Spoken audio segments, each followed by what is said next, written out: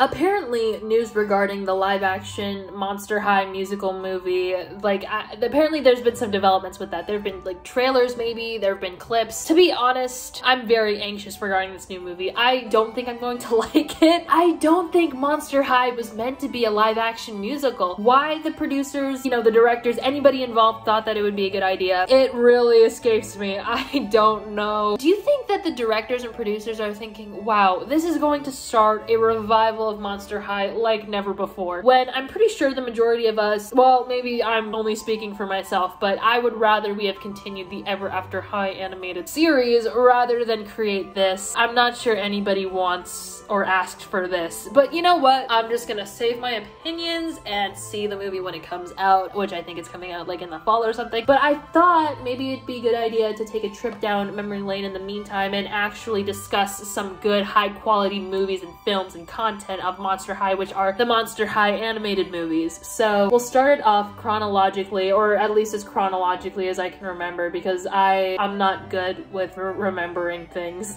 So starting with the Monster High New Ghoul at School, it's not even really a film. It's like a 20-minute little thing where Frankie is introduced to the school. And I'm gonna be honest, I loved it. It was very nostalgic for me. I thought it was funny because Frankie was trying her best, but every time something mildly inconvenient would happen to her, she'd have a full-on angsty breakdown, sad music, rain, montage, the whole deal. Did I say something stupid? That honestly gave it 1,000 points for me. I'm gonna put it in Love It because it gets major points from nostalgia. So the next one, I think it's called, oh yeah, Monster High Fright On. Same animated vibe, like drawing wise, we haven't broken into like the 3D animated realm yet. This one, I don't even remember what this one was about. Give me a second. Was this one? Oh, this one was when the werewolves and the vampires came to the school and they were feuding. I did like it, but not as much as I liked the first one, oddly enough. Maybe it's because I don't like when there's tension. There has to be tension in a movie, but I was sad because it was like, it was causing tension between Draculaura and Claudine. It was causing tension between Draculaura and Claude, and you know what? I just all wanted them to get along. So the entire time I was feeling very uneasy. Of course I knew it was gonna resolve in the end, but you know what? I also thought it was interesting because I didn't know that, you know, in Monster High Ghouls Rule, the girl who wants to expose all the monsters her last name is like Van Helscream, and then that's also the name of the guy Monster Hunter, and I really liked that little connection there. I didn't know that everything connected like that and they were related, and I'm sure that was common knowledge to anybody who likes Monster High, but for me, I was blown away. Let's go with, oh god, what came next? Maybe Skull Shores? Oh, I think the next one was actually Why Do Ghouls Fall in Love, if I remember correctly. This one is also tension between Claude and Draculaura. There was this guy, the vampire, who was stealing people's, like, girls' hearts and kind of their souls by making them fall in love with him, but he was actually a loser and lived in his mom's basement or something. That was really funny to me. Claudine in a suit, we saw her in this movie, so that was a win for everybody. I tried to, because sometimes it's hard for me to figure out like what my ratings are, because obviously I love all the Monster High movies. I feel like it would be a good time if I were to watch any one of them, but how much I would be willing to watch this movie at the drop of a hat is kind of what I'm going to base my opinions on. I'm gonna put it in the middle tier because it's a good one, but it's not one that I crave seeing with the passion of 1,000 suns. Skull Shores does the whole King Kong trope. It was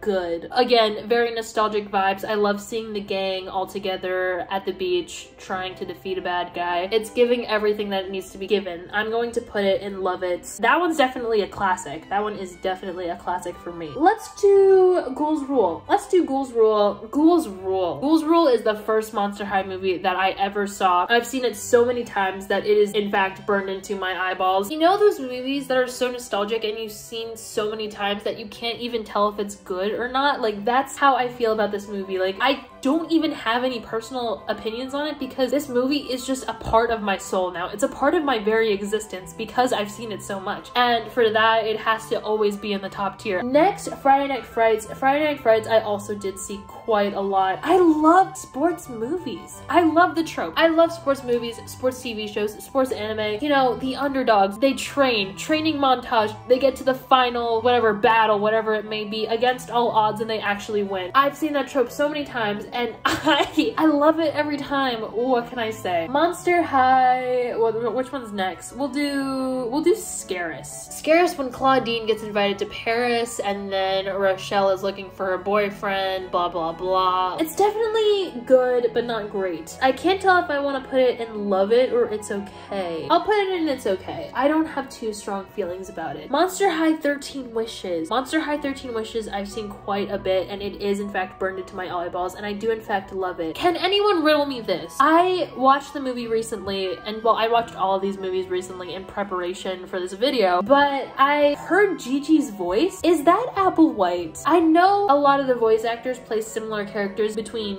Ever After High and Monster High because, I mean, I feel like naturally that's just what would happen in terms of casting decisions, but Gigi very much sounds like Applewhite, and I could easily look it up to see if that's the case, but I'd rather you guys let me know because for some reason that just seems easier to me. 13 Wishes was good. It was very fun. Usually I like anything that's involving a genie, whether it be Monster High 13 Wishes, whether it be Aladdin. Monster High Brights Camera Action. Brights Camera Action with Elizabeth, and Draculaura was crowned the vampire queen for a little bit. Honestly, that was a very fun time. We also got to see lots of other characters like Honey Swamp, the Viper Girl, Claudine's sister. That was all very fun, and I liked how we got to travel all over to different places, kind of like a little treasure hunting adventure, except we were looking for a person. Honestly, it was good. I loved it. Now let's go to Monster High Boo York. If I remember correctly, this one is the only like actual musical where we have characters who break into song at random moments. I did not expect for it to be a musical when I first watched it, so it was in fact a little bit hilarious to me, but there are some bangers in there. You can't even deny that. When Caddy Noir was singing like the I want something far and wide, that song really hits. Then when Deuce and Cleo were having their little breakup moment and he was like, sorry, it's over.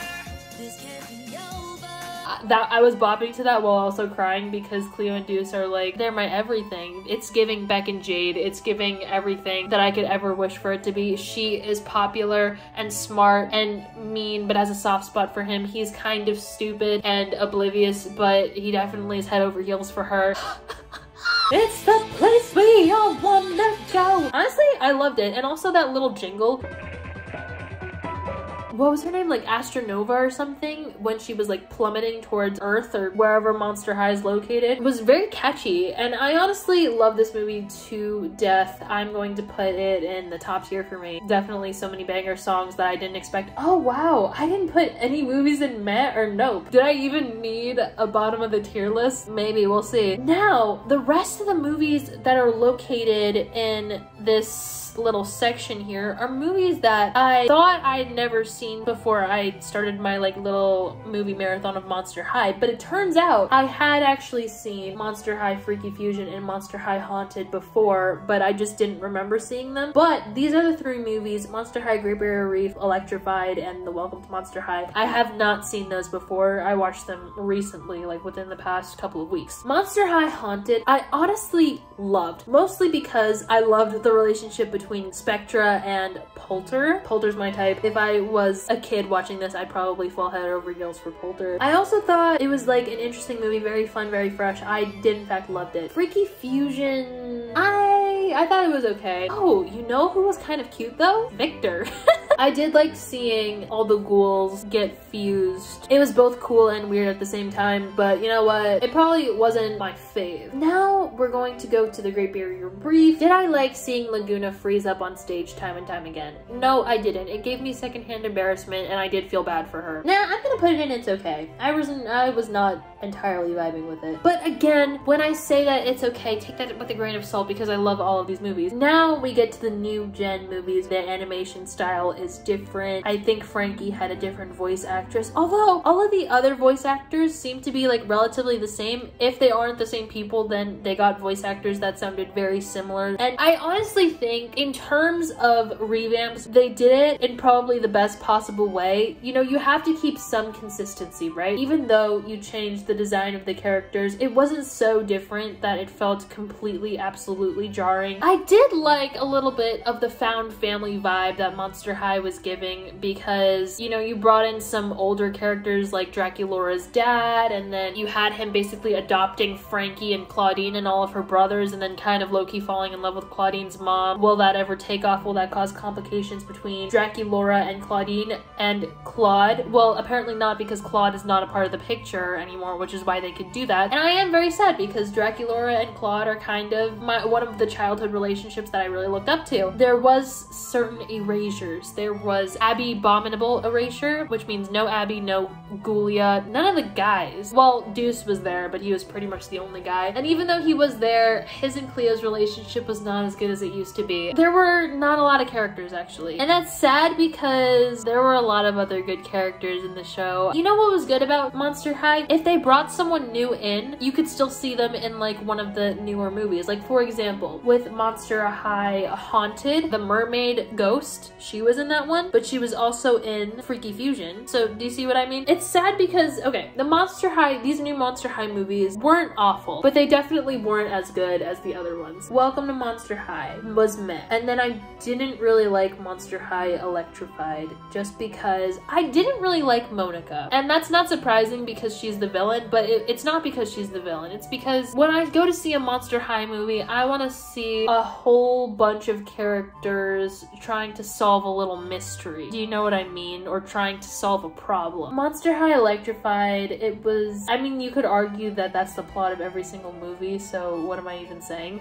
I don't know. I guess these movies weren't technically bad, but I just feel betrayed because I do in fact miss the older movies. Those older movies are my literal childhood. And I am scared a little bit for the upcoming productions of Monster High, although they did release dolls recently that were kind of like the revamp of the original Monster High dolls, and so that makes me think that they have gotten the message, they have received the message that we don't want this dumbed down version of the Monster High characters, we kind of want the original. I wonder how often revamps actually work. I feel like not often, but hopefully they'll be going in the right direction and bringing us more Monster High content that is more closely aligned with what they were originally producing before Monster High started to fall off. But you know what? Who knows what they're gonna produce? Who knows what's coming next? I hope it'll be good, but you know what? I'm not going to get my hopes too high. Let me know if your thoughts and opinions differ from this tier list. If you have any thoughts or feelings about the new live action based on what you've seen. I hope y'all are having a good time. I hope y'all are having a good day, and I will see you next time.